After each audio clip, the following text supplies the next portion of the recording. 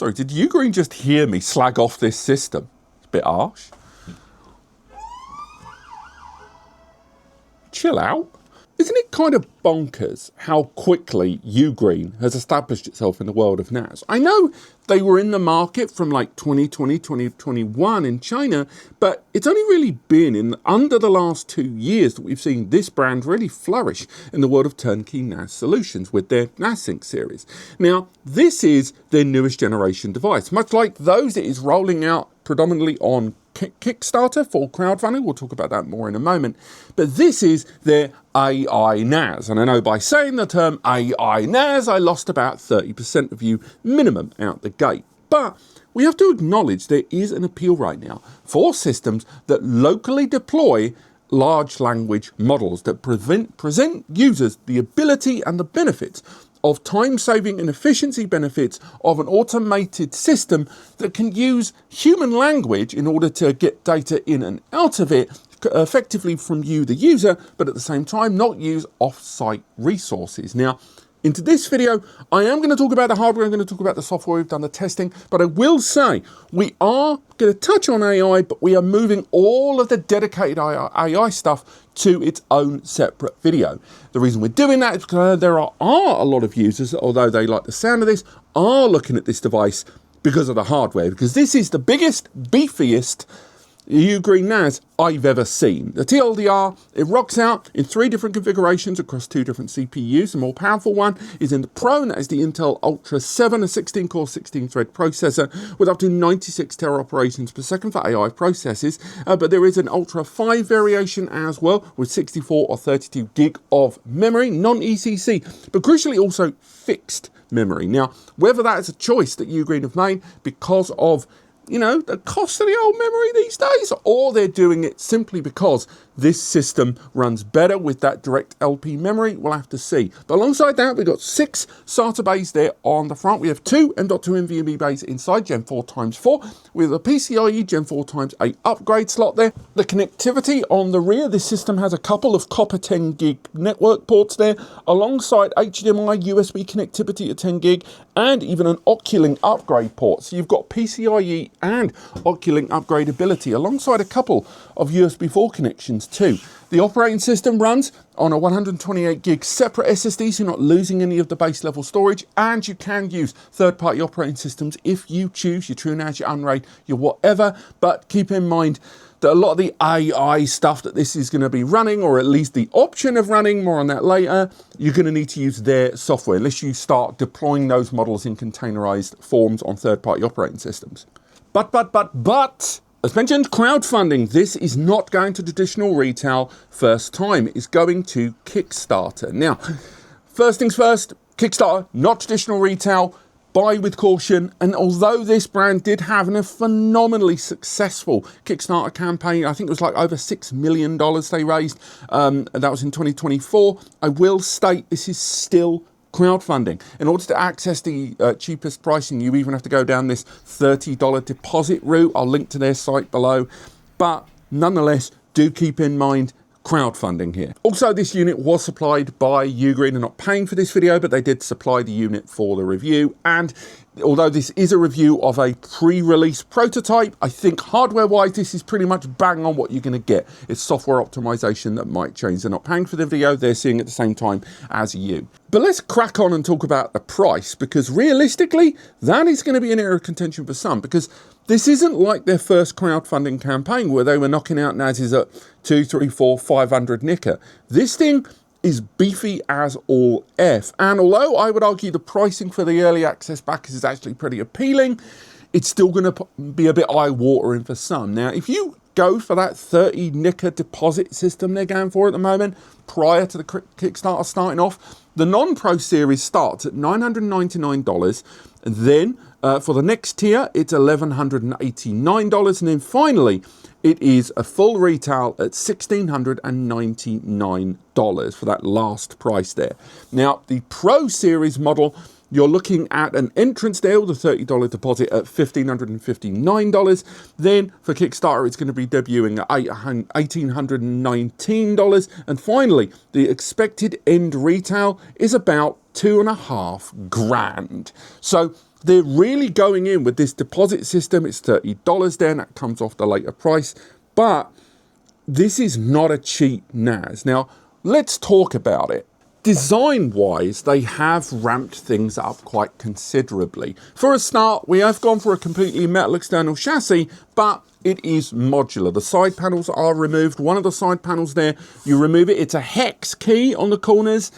I know I'm not a fan, but I know a number of you are. But you remove those side panels to access the PCIe slot and the M.2s. The M.2s actually are placed pretty darn well, I would argue as well. They're slightly underneath a PCIe card there. I think there is clearance for the majority of cards to go inside. You can't get a full depth card in there, but I will say, when I did do some testing with a GPU card in a GPU dock, so this is supplied by WhatGeek, and this is taking advantage of a Radeon AI card on an Ustar USB 4 docking station and Oculink supported docking station, that went in like an absolute charm and was recognized by the system. The more popular day-to-day connections, those USB 4 ports and that SD4 SD card slot are all front mounted, exactly where I'd like to see them there. No one-touch copy button, but I think that's mostly okay. I wish it was there, but it's not. The trays themselves are pretty much exactly the same as the ones we've seen previously from UGreen. Lockable there at the front, plastic, click and load.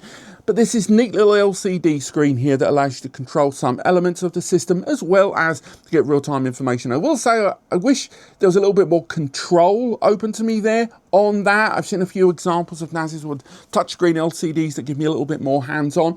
Not terrible, and it's very visually pleasing, but the amount of control I've got there is not great, and it's not password protected or anything, so I think there's a trade-off. We will be talking about another NAS here on the channel very, very soon that addressed LCD on the front in a slightly different way. Ventilation around the device is pretty darn great. There's ventilation along every single side apart from the top. The base doesn't really have any, but it's raised with these nice areas all the way along the base.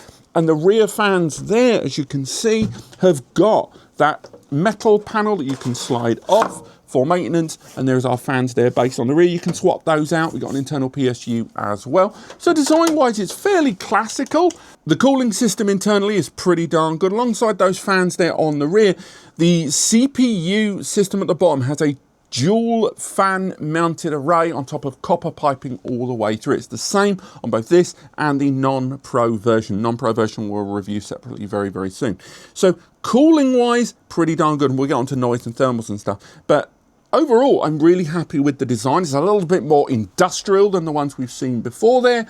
And whether it is you're going to use this with their own software or a third party, there's a lot to like here. Of course, the bigger the NAS, potentially the more noise it can make, and depending on the hard drive you use and the chassis that they choose to incorporate, it can result in a lot more ambience. So let's talk about the noise levels there. The system does allow for fan control within the NAS operating system. Do keep in mind the fans you're only controlling are the rear ones. You're not controlling the CPU fan there.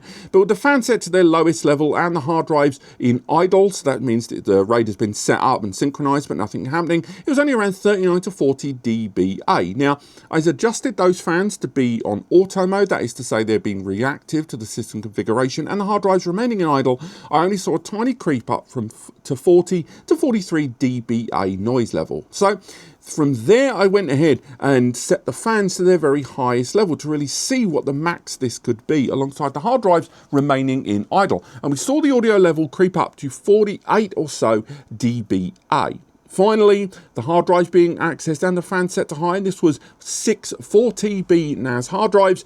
It went to a little over 50, so that's 50 to 51 dBA. Now, having the fan set that high isn't something most people, I think, are going to do on purpose, although I will say the system, when we'll get onto power consumption in a bit, a lot of you, you're going to have to keep an eye on the drives you use in terms of noise in a system like this, because larger capacity drives are going to have more platters inside. They're going to be more aggressive in terms of their RPM, and a metal chassis like this kind of feeds out of that.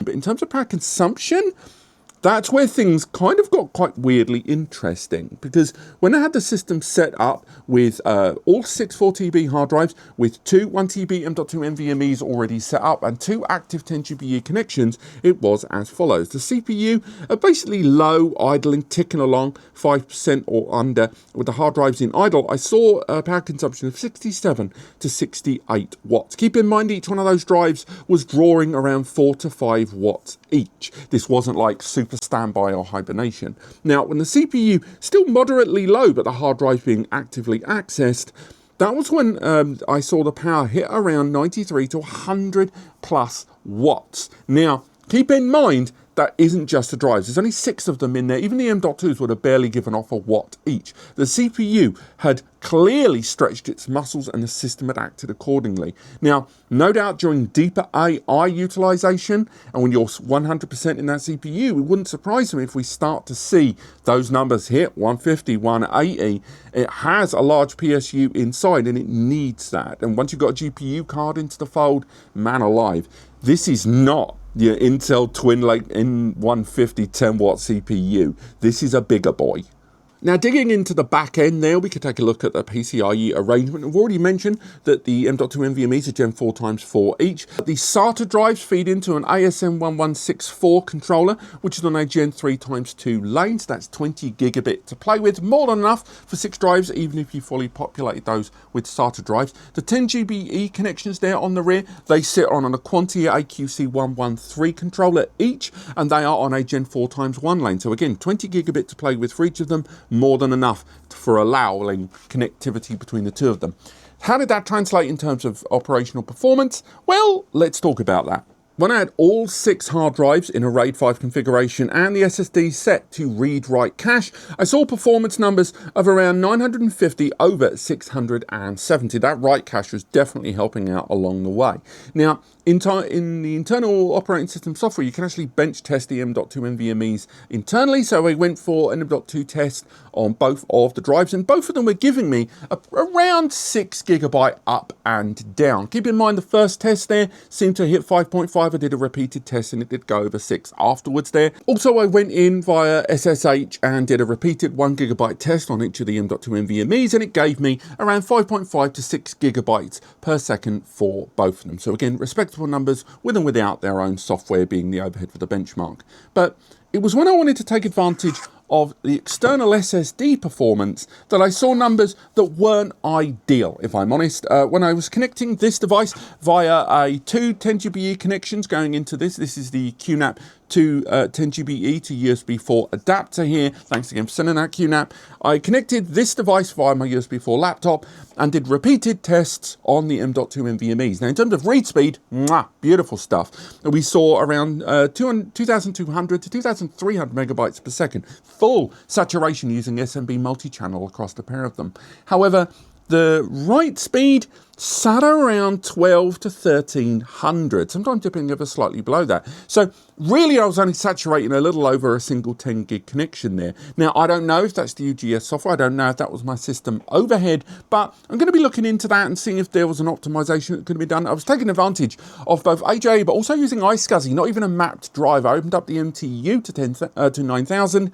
So again, anyone's got any suggestions about that, do let me know in the comments. But it was a test that on other systems I would have seen 2 gigabyte comfortably. Overall though, really happy with that performance for a pre-release system that's still going through the case of optimization. Now, during the course of all of this test, let's talk about thermals, because this device, you know, it's metal all the way around, and that metal is going to be doing some dissipating, and there's a lot going on in there with regard to the CPU and our storage configuration. So we had the thermal imaging camera up and running, and these are what we saw. Around the top of the system, we saw around 35 degrees. The hard drive bay is dipping at around 38, and this is after a little over 36 hours of constant access. On the side panel there, the ventilation, we saw around 38 degrees around the side panels, and via the vent chambers at the bottom, that vapor chamber pulling the air through, it was 41 to 44 degrees. Now in the rear, around the fan area, we saw around 44 to 45 degrees. Around the PSU area, we saw around 38 dip when we got closer to the bottom, around 41. The LCD panel, around 45 degrees there, and around 35 to 38 all the way around the base. So pretty respectable numbers. I didn't see any flags in the internal software with regards to temperatures, only really during the sustained, repeated 101 gig write test on the SSDs, but that was hardly indicative of traditional use. And again, the system does arrive with heatsinks that you can choose to use. Of course, if you get your SSD with a heatsink already pre-attached, you'll be fine. Overall, nothing about the thermal numbers on this device left me in any way concerned. And with regards, other than that slight dip in write performance, something I do want to look into, everything else about it pretty much performed exceptionally well for a system of this class in terms of hardware architecture. But what about the software? Some of you are obviously going to buy this and ram TrueNAS on it, but a lot of you are buying it for the turnkey NAS software. Now, this is the same software, UGOS, but UGOS with AI capabilities thrown on top. So let's talk about that. Again, we'll talk about it more at the end of the video, but when it comes to the AI capabilities, they're going to be their own video. And although we're going to touch on them, we're not going to go into deep depth. But let's crack on and talk about UGOS on this. Now, this isn't the first time I've looked at UGreen's NAS software. It's pretty much universal UGOS across all of their devices. They're coming up on 2 years in the common NAS market right now, and I'm going to try my best not to be too repetitious and cover stuff that I already done a deep dive of UGS. And as mentioned, the AI stuff, although I am going to touch on it here and I will talk about it now, I will say it's too big to include in this video without overshadowing this device for other users that are going to be looking at the iDX6011 as just a NAS without using the AI stuff. But I will say what there is that is here isn't too shabby. You've got the ability to download those local models. You've got the option there for smart command on the NAS, something I will argue isn't quite as extensive as I'd like to see at this time, but again, we are talking about a device pre-release, and of course you can factor in a remote AI if you choose your open AIs, etc. But I would argue most people are looking at a device like this with absolutely no intention of using remote access LLMs. But again, the ability to switch between on-the-fly, online or offline searches there. So again, whether you want to use external resources using your local AI to have access to the internet, you've got that option, or keeping things completely and distinctly local. So for example, starting a new chat, who is Robbie at NAS compares. We can ask the device, and while it's doing that search, this is not using online resources there. So again, it's going to be using loads and loads of documents that I've already uploaded onto the device. So again, we will be doing a much deeper dive there.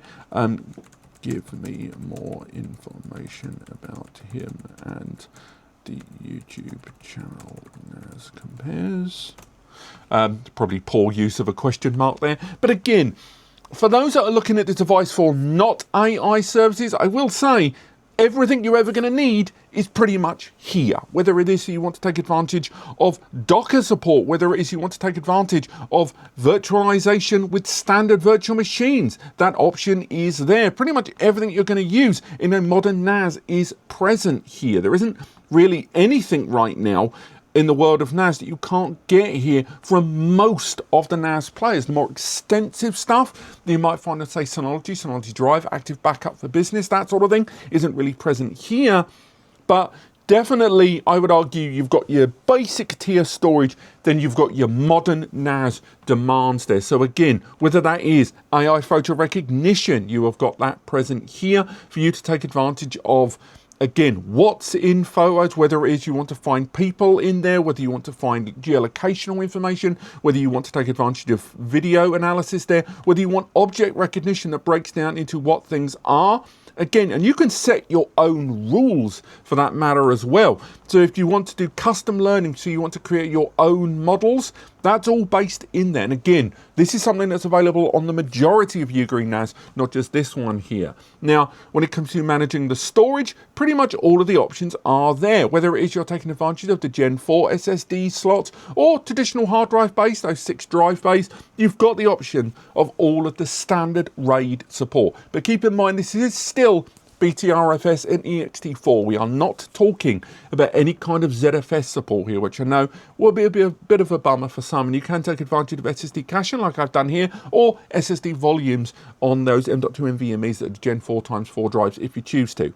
The application center pretty much has everything you need, but I will say they've still yet to add Plex media server, something I find baffling. You've got the option of adding Jellyfin, you know, fair enough, let's get that in there. You shouldn't really use a Docker one there, but still I'm just doing this on the fly, nice and quick. Again, I wouldn't recommend that setup at all, but it's just to show you how easy it is to do. Setting up, you know, Jellyfin for multimedia is great with the CPU inside this transcoding. Fantastic stuff, but still, I think a lot of users would have liked to have had a Plex app in there.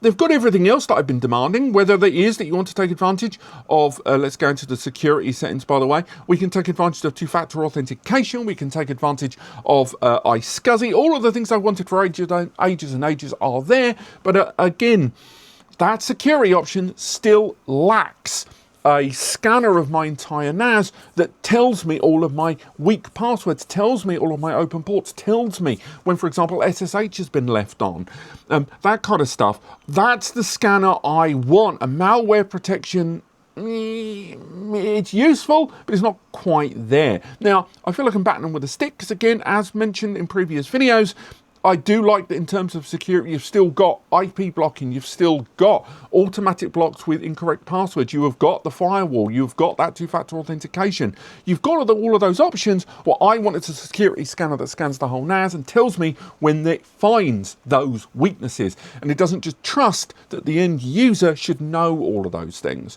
And I think UGreen have now been around long enough that they should have that, and we need to really bat them with a stick over that. But I will say, everything else is still pretty bloody tight. Whether it is synchronization and backup between different sites and options, whether you want to create a synchronization task, or you want to go with just standard backup operations, whether it is you want to have snapshots running there in the background, you want site-to-site backup operations, that's included there. Cloud synchronization is included there. Everything you're going to need for multi-site backup ops, whether it is NAS to NAS, NAS to cloud, NAS to USB, whatever, is available here. The backup ops are pretty much everything you would need with all of the filters and control and rules that you're going to need. You can even set up an encrypted area of storage in a vault. That is a password encrypted token of storage where everything that goes in there is just that extra layer of protected. All of those are great little features, bells and whistles. And again, file versioning there will allow you to roll back different files that you synchronize with,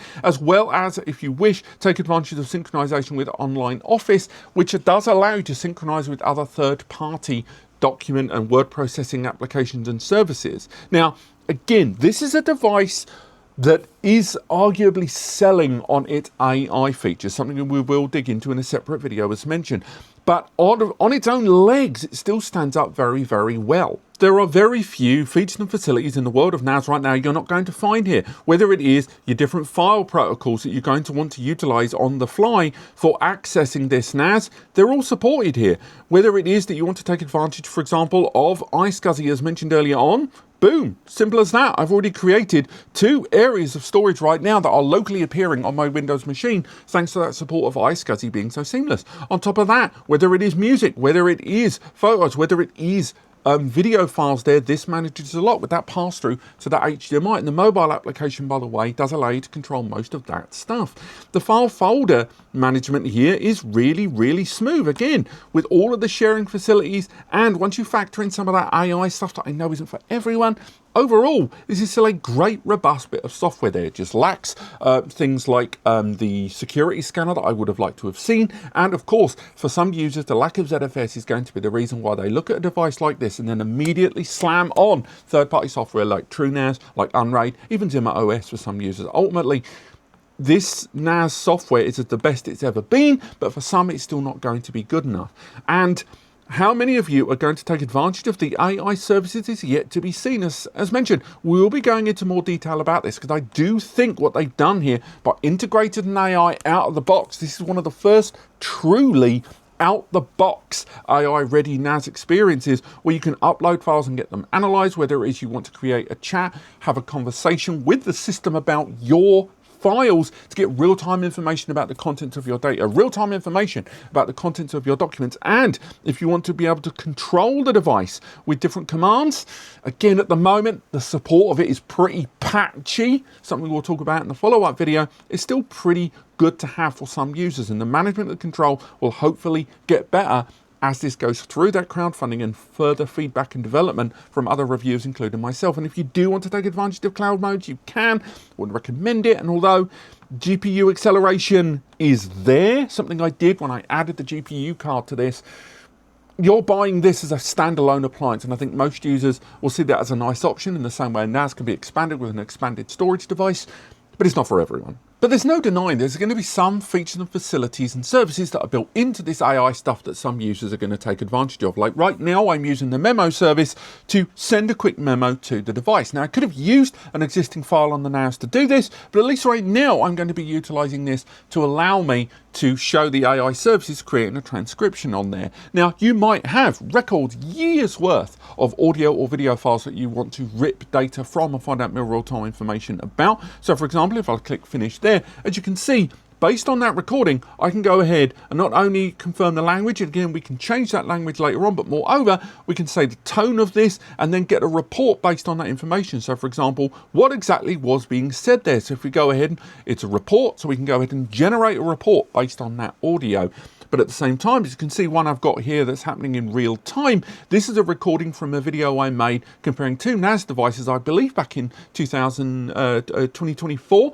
And this is now broken down the information that was in there that I gave on that video, and at the same time I can go ahead and it's generating a summary based on that. Alongside that, I can generate a map that actually breaks down the subjects that were covered. Now that is an old file. Imagine you have got a decade of information where you want to summarize files, but moreover, the transcription is now being ripped from that, can then be used in real time searching that NAS device. There is utilization, there is handy features that AI integration on a NAS can be used for locally, but it's not going to be for everyone. That's why I've kind of only lightly dusted on AI stuff in here with regards to the software and why it's going to be its own dedicated video. But let's crack on with the review. In terms of hardware, this thing feels finished. It feels absurdly finished. It's a polished representation, and I would argue, in terms of crowdfunding products, for some users, a product like this arriving on crowdfunding from a big established company is going to ruffle some feathers. But I will say in terms of software, it still doesn't feel quite there. The UGS platform has already seen years of development, and it's pretty much as good as it's going to be in terms of the base level functionality, although there are a few little odds and sods missing. Where is my Plex app? Now, the AI functionality is just a different subject, because people that are buying NAS systems for AI, we've now reached a point with AI local deployment where there are so many different kinds of user. People that want generative AI in terms of photo and video. There are those that want real-time information about their data that's already pre-established. And there are going to be those that simply want it as an ad hoc assistance. This system seems to be trying to put its feet in those last two categories and hasn't really committed to either one of them. Yes, the software is still going through further development and optimization, and therefore, although this is a review of a product, it's still reviewing a product going through development right now.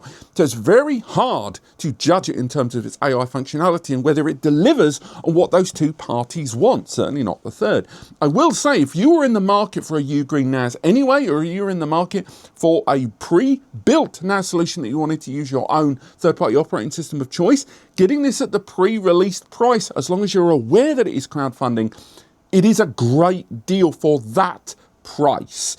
But if you're buying it for the AI functionality, remain on the fence. I cannot stress that enough, because we've already seen 7 or 8 different AI-labeled NAS solutions come through the door here at NAS Compares in the last year, and very few of them have delivered on the lofty promises when it comes to making an AI-equipped system user-friendly. This is arriving with one-click AI installation. It's arriving with a lot of the model jargon pushed way, way, way into the distance, and a lot of the features and functionality and fundamentals are there. They're just not polished yet.